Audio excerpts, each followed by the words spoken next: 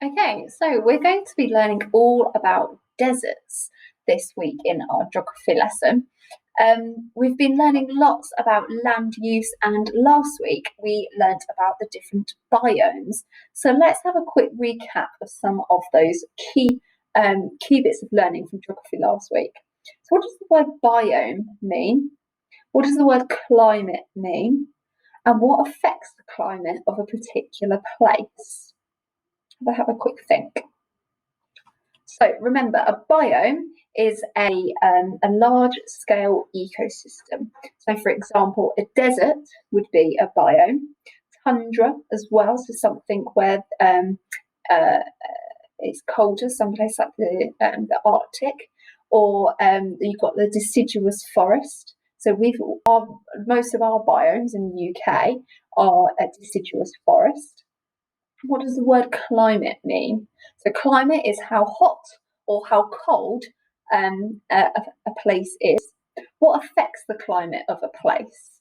So remember, what affects the climate of a place is perhaps if you're near the equator, your altitude, so how high up you are, and also your distance from the sea.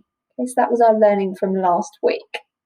So what are some of the deserts of the world? We're going to dive into this biome. What is a desert? Well, a desert is any place that gets less than 25 centimetres of rainfall a year. Now, if you think about a ruler, think about one of our school rulers, 25 centimetres. That's how much rainfall they get in a year. In an entire year, they would get 25 centimetres. It's not very much at all. So deserts cover 1/5 of the land surface. Now that's quite a lot, 1/5, because a desert is actually somewhere where no one can really live because it hasn't got a lot of water. Nothing can really grow here, so we can't grow any crops here, we can't grow any vegetables or fruits. So actually, it's quite abandoned. There's not many things live there. Deserts are part of a land type called the drylands. Now, these areas often lose more moisture through evaporation than they get in rainfall. Okay. So quite often, because it's so hot there, remember we learnt about the water cycle and evaporation. So quite often, because it's so hot, if there is any rainfall, it will just evaporate straight away because it's so hot. So what I'd like to do is watch this little video about this man called Ben and James. Now this is a BBC channel, and he tried to navigate through the desert. It's a really, really good little clip of how he went through the desert.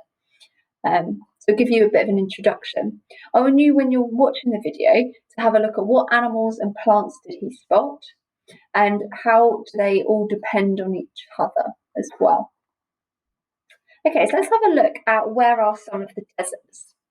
Well, we've got the Sahara Desert. Now, this is one of the biggest ones. This is probably one of the ones this is the biggest desert in the whole world, if you don't count the Antarctica. But this is the biggest, hottest desert in the world, probably the one that you know the most. You may have also heard of the Arabian Desert as well. And you see that most of them are sitting on this equator line. Can you see? This is where the equator is, in the middle. So we've got all three, 1, 2, 3 of these deserts sitting on that equator line. We've also got one in the middle of Australia. Now this is where the famous landmark Ayers Rock is as well. So this is in Australia. We've got some, so a lot of them are sitting in Africa, and we've got one in the middle of sort of like just below Russia as well, the Gobi Desert. Okay, so we tend to think that all deserts are hot. Now, the Sahara regularly has temperatures of 50 degrees during the day.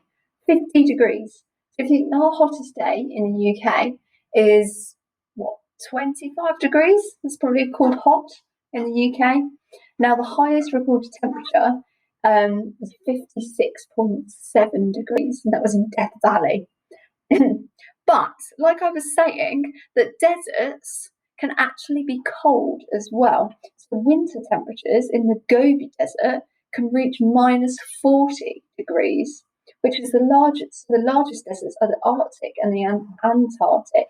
So we can't just see this word desert as being hot, because actually a desert is defined as any place that gets less than 25 centimetres of rainfall.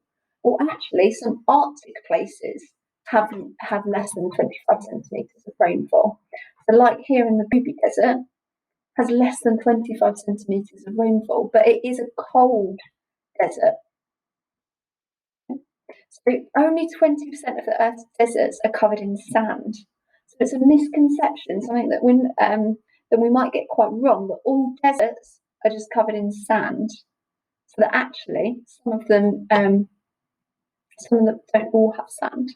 So let's have a look at what plants live in the desert. Now, this is our famous iconic plant that might live in a desert. We've got the cacti. Now, the cacti, we might talk about this word, has adapted. If something has adapted to live in a particular climate, it has changed the way that it grows or that how it reproduces to be able to live and survive in a different climate. So even though there's hardly any rainfall, you still do have plants that live there, because we know from our science units that plants need water. But actually, what a cactus has done is that it's adapted itself so it doesn't need very much water. So when there is moisture in the air, a cactus swells to store the water. So there might be water within the air. So a cactus tries to store it within its plants. And a cactus also has spikes. I'm sure you know that, instead of leaves. I'm sure if you've ever seen one, you've always tried to poke it. And they're to conserve the water. So the spikes ward off animals that might try and eat the cactus. Okay, let's have a look at what animals live in the desert then.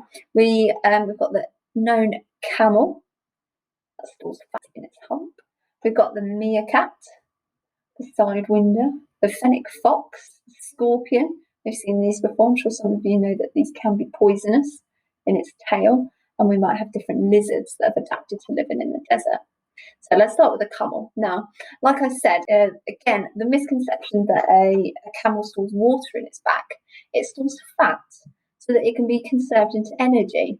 Because when we learn about our nutrition in science, we know that all mammals need fat to give us energy, to help us to move, so that when food is scarce, so that word scarce means that if there isn't very much food, then a camel can still can use the energy from its fat stored in its hump.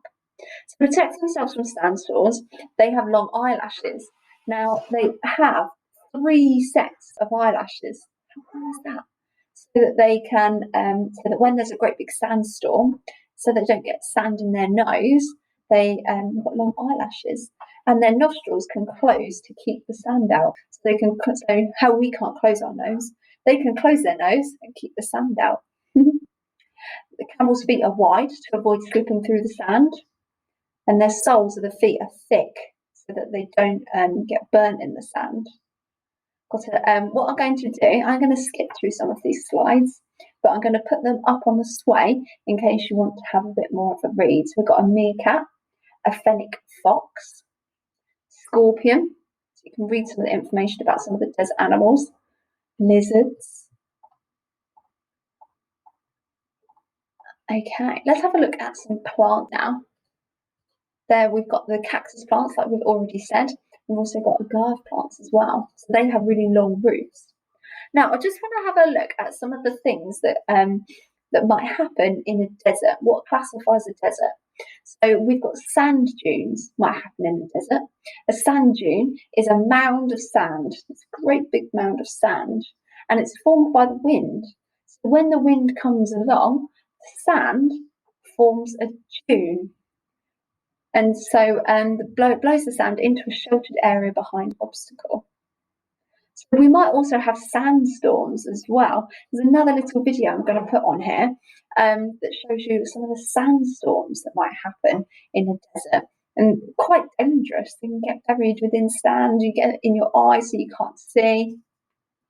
Okay, a mirage. You might have heard this is like a zh sound, a mirage. Now, mirage is a phenomenon, so something that can't really be explained, where you think that you see water. So if you have a look at these deserts, it looks like water on the surface, doesn't it? But it happens when light passes through two layers of air with different temperatures, and a mirage might form. Okay, this is one of the plants as well. Date palm plant is the fruit and pollen of the plant are used as a medicine. Quite often these will grow in deserts. The juice from a date palm helps coughs and breathing problems as well. Okay, what I'd like you to do is just go and have a look at, I'm going to put all the slides on the sway. I want you to have a bit of a read through, and I want you to write some facts about what you've learned about deserts. Okay, try and come up with about 10 facts. Good job.